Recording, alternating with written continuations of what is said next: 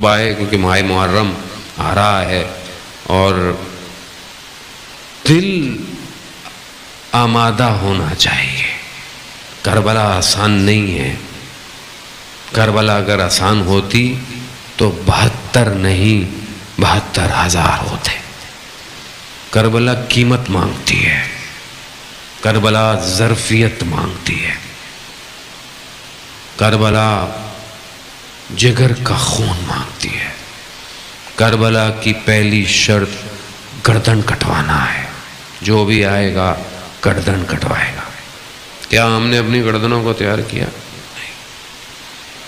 عزیزان محترم، آسان نہیں ہے۔ یہاں سیدہ کا چمن اجڑنے جا رہا ہے، آسان نہیں ہے۔ دلوں کو آمادہ کریں، گھروں کو جیسے امام بارگاہوں کو، عزاخانوں کو تیار کرتے ہیں نا، بہرحال خاندانی لوگوں کی رسمیں ہوتی ہیں، طریقے ہیں۔ آپ سیاہ چادر، علم، ساری چیزیں تیار کرتے ہیں تاکہ آپ کا عزاخانہ تیار ہو۔ مجلس ہے، عزاداری ہے، محلے میں، امام بارگاہ میں، سب انسان تیاری کرتا ہے اور ضروری ہے۔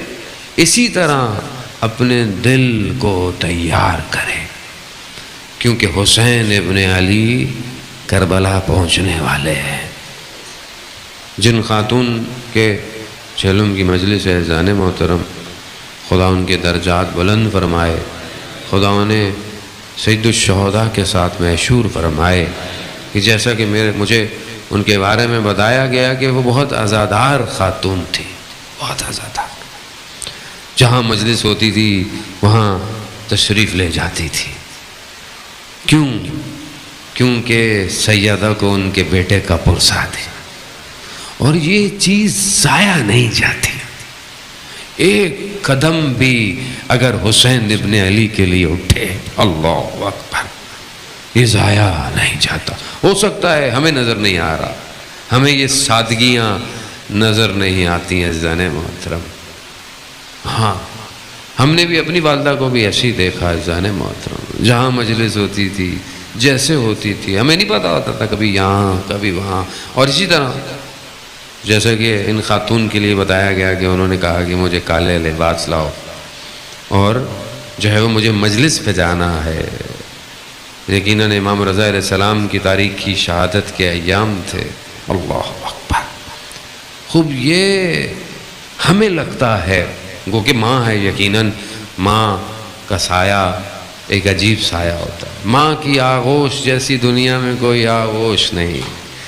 ماں چلی جائے تو انسان کو آغوش نہیں ملتی کہ روئے کہاں، کون سمیٹے گا۔ ماں جیسی بھی ہو، اولاد جتنی بھی نافرمان ہو، ماں کی آغوش کھلی رہتی ہے۔ آؤ بیٹا آ گیا، ساری رات جاگتی رہے گی، اولاد چاہے کہیں پہ بھی ہو، سوتی نہیں ہے ماں۔ ماں کیسے ہو سکتا ہے عزیزان محترم؟ لیکن بہرحال ماں نے جانا ہوتا ہے دنیا سے۔ خوش قسمت ہیں وہ لوگ عزیزان محترم جن کی مائیں زندہ ہیں۔ اپنی ماؤں کی خدمت کریں، ماؤں کے پاؤں۔ یہ چیزیں شاید جوانی میں سمجھ نہیں آتی ہیں انسان کو، لیکن جب انسان بڑھاپے کی طرف جاتا ہے، اور جب انسان خود ماں یا باپ بن جاتا ہے، تو اسے پتہ چلتا ہے کہ ماں باپ نے کتنی زحمت کی تھی۔ عزیزان محترم، اولاد نہیں سمجھتی ان باتوں کو۔ کیوں ماں اتنی پریشان؟ نہیں سمجھتی عزیزان محترم۔ بس یہ ماں ہی ہوتی ہے جس کی وجہ سے آج آپ عزاداری میں بیٹھے ہوئے ہیں۔ یہ ماں ہی ہے، جب آپ پیٹ میں تھے نا تو بھی وہ حسین حسین کرتی تھی۔ یہ اس ماں کی وجہ سے۔ خدا ان ماؤں کو جو دنیا سے چلی گئی ہیں، ان کے درجات کو بلند فرمائے عزیزان۔ مگر کیا کریں، ایک ماں مدینہ چھوڑنے والی ہے۔ ماہ محرم کا چاند ان قریب نکلنے والا ہے، اور ایک بیمار ماں جس کی پسلیاں بھی ٹوٹی ہوئی ہیں، مدینہ چھوڑ دے گی، گلی گلی، گاؤں گاؤں، شہر شہر۔ اللہ اکبر، حقیقت ہے یہ۔ ایک بہت بڑے عالم دین کاشان کے، جو کہ بہت بڑے مشہور مجلس پڑھنے والے تھے، کہا میں گزر رہا تھا تو ایک بوڑھی خاتون مجھے ملی، کہا کہ میرے ہاں مجلس پڑھیں گے، عاشورہ اول 10 دن تھے، بڑے خطیب تھے، ٹائم نہیں تھا، تو کہا کہ میں یہ ان سے کہوں کہ میں نہیں پڑھ سکتا تو بزرگ خاتون برا مان جائیں، تو میں نے ایسا وقت بتایا جس وقت میں لوگ مجلس نہیں پڑھواتے، دوپہر کا وقت، لیکن جیسے ہی میں نے کہا تو ان کا مسئلہ نہیں ہے، آپ آ جائیے گا پڑھنے۔ کہا میں پڑھنے چلا گیا۔ کہا 9 دن میں ان کے یہاں جاتا تھا، بوڑھی سی عورت، چند بوڑھی عورتیں محلے کی، اور بس میں جاتا تھا، مصائب پڑھتا تھا اور چلا۔ 10 محرم کو میں ساری مجلسیں ظہر سے پہلے پڑھتا تھا، ان کو بتانا بھول گیا، میں بھی نہیں گیا۔ کہا ظہر سے پہلے تھوڑی دیر کے لیے میں استراحت کرنے لیٹا، میری آنکھ لگ گئی، میں نے خواب میں کیا دیکھا، بی بی سیدہ تشریف لائیں اور مجھے کہتی ہیں شیخ تم بھول گئے وہ بوڑھی عورت تمہارا انتظار کر رہی۔ اللہ، کہا میں ایک دم گھبرا کے اٹھا، گرمی کے دن تھے، جلدی جلدی لباس پہنا، دوڑتا ہوا میں نے دیکھا وہ خاتون بوڑھی گلی کے کونے پر کھڑی میرا انتظار کر رہی۔ جیسے اس نے مجھے دیکھا، کبھی وہ اپنے گھر جاتی ہے، کبھی گلی کے کونے پہ آتی ہے، کبھی گھر۔ میں نے کہا کہ مجھے دیکھ لیا ہے، چلی کیوں نہیں جا رہی، میں آ رہا ہوں۔ جیسے ہی میں پہنچا تو بڑی عورت کہتی ہے شیخ تم نے دیر کر دی، خود سیدہ مجلس میں تشریف لائی ہے۔ اللہ اکبر، اللہ۔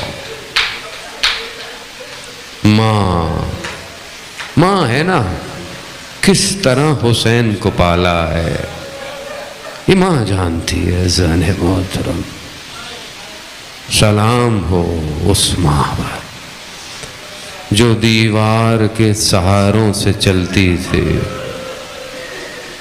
جس نے بچوں کو یہ پتہ نہ چلنے دیا کہ کتنی پسلیاں ٹوٹی ہوئی ہے۔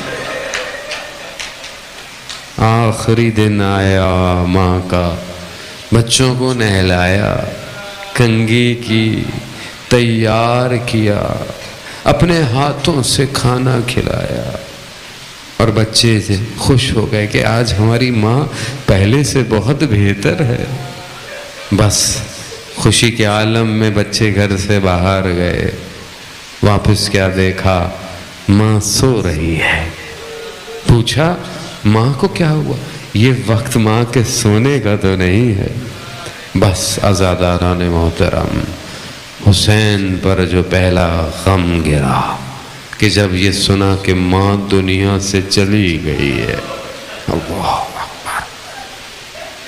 یہ مصائب آپ سنتے رہتے ہیں، میں تو بس تبرکاً آپ کی خدمت میں عرض کر رہا تھا۔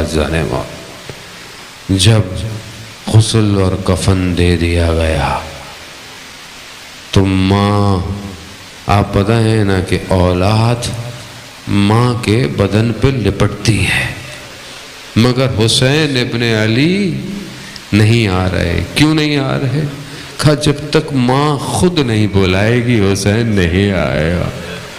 بس کفن کے بن ٹوٹے، دو ہاتھ بلند ہوئے، حسین آؤ۔ ایسا گریا، اتنا گریا، اللہ اکبر، کہ عرش سے آواز آئی علی بچوں کو ہٹا لو، عرش پہ کوہرام مچتا ہے۔ میں کہوں گا یا امیر المومنین، یہ تو مدینہ ہے، لا یوم کا عبداللہ، ارے یہی حسین کا بدن ہوگا کربلا میں، اور ایک چھوٹی سی بچی ہوگی وہ اپنے بابا کے بدن پر جائے گی، کوئی کوہرام نہیں مچے گا بلکہ تماچوں تازیانوں سے بدن کو جدا کر دیا جائے گا۔